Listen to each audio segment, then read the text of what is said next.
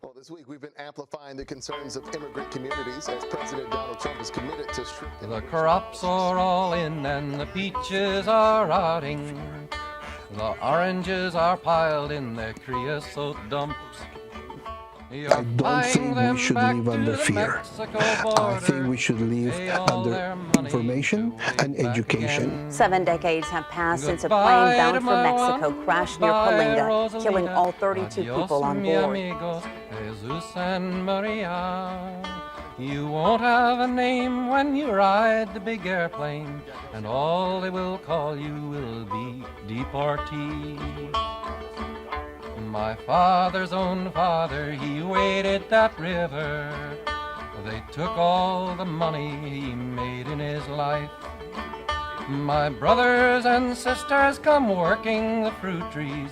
They rode the truck till they took down and died. Remember the 32 victims lost in the Los Gatos Canyon plane crash of 1948. Martin Razo Navarro, Ignacio Perez Navarro.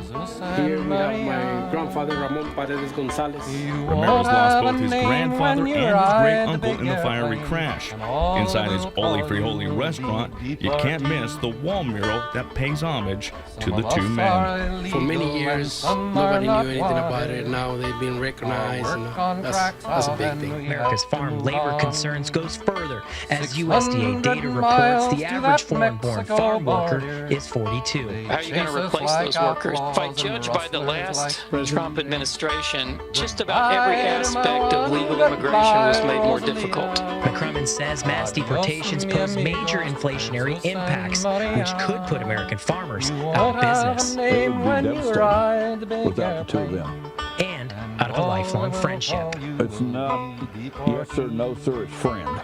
At that time, they had just started using airplanes. They're mostly being deported by bus and train. And airplanes because there was a surplus of them after the war, and they were trying to figure out what to do with all these airplanes. They basically clean them out, repaint them, give them a new name, and then they'd use them for deporting people.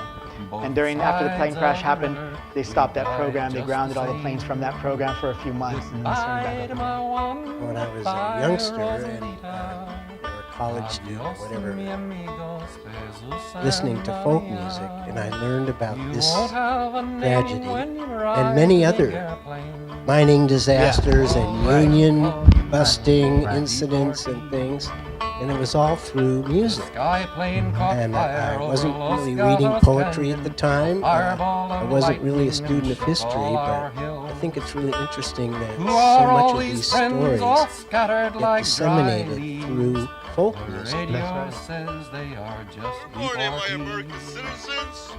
How you guys been? Good, guys. I have good news and bad news. Let me tell you. What's going on, guys? So you see over here? This is great. All right, man. This grape's gonna go up in value. Double the price. Thanks to all those immigrants that left the country. Right now, everybody's saying about they gotta buy machines. Okay, guys, the machines are worth more than they're worth like $2 million or more for each machine. So imagine this. Yeah, you need machines, then you need the technicians to fix the machines. The migrants that sometimes come alongside and work with these folks, whether it's this industry or the meatpacking or any other, they're here because they know how to work. You've never worked a day in your life, and you don't know what it takes to build this country. So you can take your work site raids that you and Tom Holman want to do and go shove them up your ass.